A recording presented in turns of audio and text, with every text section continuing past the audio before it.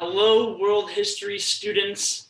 Happy Thursday, and congratulations on officially being finished with this ancient Chinese amusement park activity. I've taken a quick look at them. I've not been able to give them the attention that they deserve just quite yet, but as always, I'm impressed and proud of a lot of the work that you all are putting forward. So thank you for going on that little journey with me. I think overall things really worked out for that project, and that has much less to do with me and a lot more to do with you. So great job. Congratulations on being done. We have a lot to do today, so I'm going to jump right into the presentation, and I'm really excited about what we have set up for today. So today we are going to sort of zoom back a little bit, take a step back, and not focus on ancient Chinese history and focus on history as a whole. Our daily objective is I can examine the choices that historians make in writing history by analyzing and creating a poem. That's right. Get your writing brains on. Before we go into what we're going to be actively doing today, though, I want to do a brief review of not what we've learned so far, but how we've learned what we've learned so far. Firstly, how did we learn the history of early humans? If we can remember all the way back to August with these hunter-gatherers, how did we learn the history of these early humans? Okay, and the answer to that question is archaeology, right? We remember Blombos Cave, where we were able to find different human-crafted rocks, arrowheads, and tools, right? We remember little drawings that have some of the first ever man-made artwork that was found in the Blombos Cave. And the reason that we were able to learn these things and not have a very good story of what happened is because there were no written records left behind.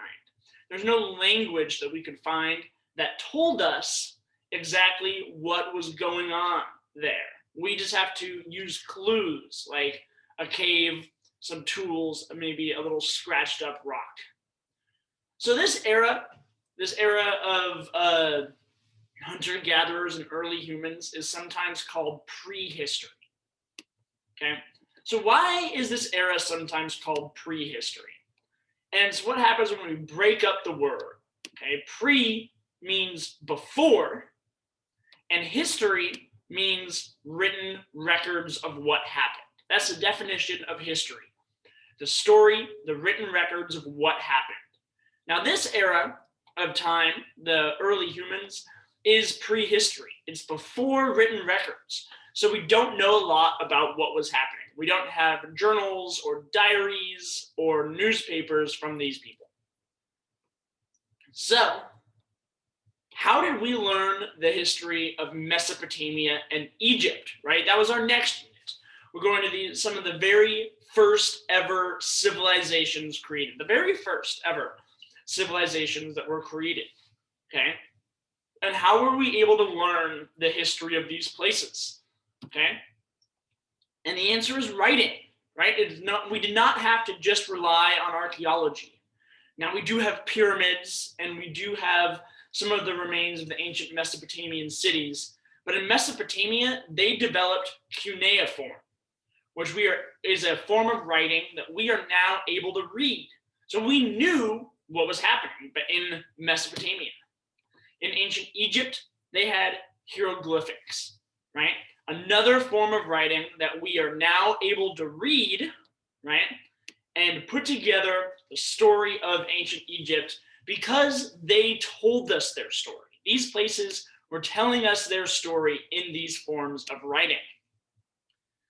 So what we have learned so far is that if a civilization or group of people doesn't have writing, we don't know much about their history, okay? Just like the early humans. But if a civilization or group of people does have writing, then we will know a lot about their history, right? This is what I've said so far. But is that true?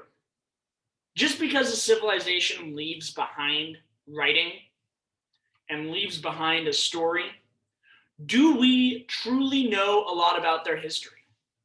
The question that I have for you today is, can we trust written records to tell the full story? So for our warm-up today, there's a document on Edmodo titled Who Makes History? Okay? I want you to now complete the warm-up section. The section asks you to come up with a list of the 5 most famous people in world history that you can think of, okay? There's no right or wrong answer. There's not a ranking where everyone says, these are the most famous people.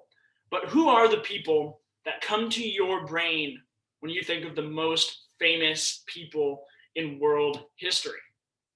Once you come up with your little 5-person list, I want you to answer the questions on the document that are below your list. After a few minutes, you will be placed in the breakout rooms to discuss your answers with classmates. Once everyone is finished sharing answers, please come back to the main session so that we can move along with class for the day. So, with that being said, Teacher May Po is going to pause the video. Please go complete the warm-up section.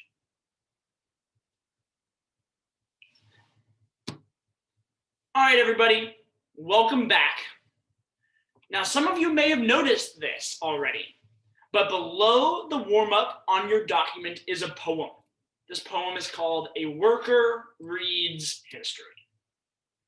After we read the poem as a class, you will answer the reflection questions afterwards. So let's go check out this poem. Please follow along if you would like to. You've already done the warm-up section. A Worker Reads History by Bertolt Brecht. Who built the Great Pyramids of Egypt? The books are filled with names of pharaohs. Was it the pharaohs who hauled the craggy blocks of stone? And Babylon, so many times destroyed, who built the city up each time? In which palaces, built glittering with gold, lived the people who built those palaces? In the evening, when the Chinese wall was finished, where did the builders go? Imperial Rome is full of massive architectural achievements. Who built them? Many empires are remembered in song. Were all of their dwellings in these empires palaces? And even in Atlantis of legend, when the night sea rushed in, the drowning men still bellowed for their slaves. Young Alexander the Great conquered India. He alone? Julius Caesar beat the Gauls. Was there not even a cook in his army? The King of Spain wept as his fleet was sunk and destroyed. Were there no other tears? Frederick the Great triumphed in the 7 Years' War. Who triumphed with him? Each page of history tells of a victory. But who paid for the victory celebration? Every 10 years, a great man. Who paid the people telling their stories? So many details, so many questions. Okay? Now, I love this poem. Okay? I really do. And so for the rest of class today, after you finish the reflection questions below the poem,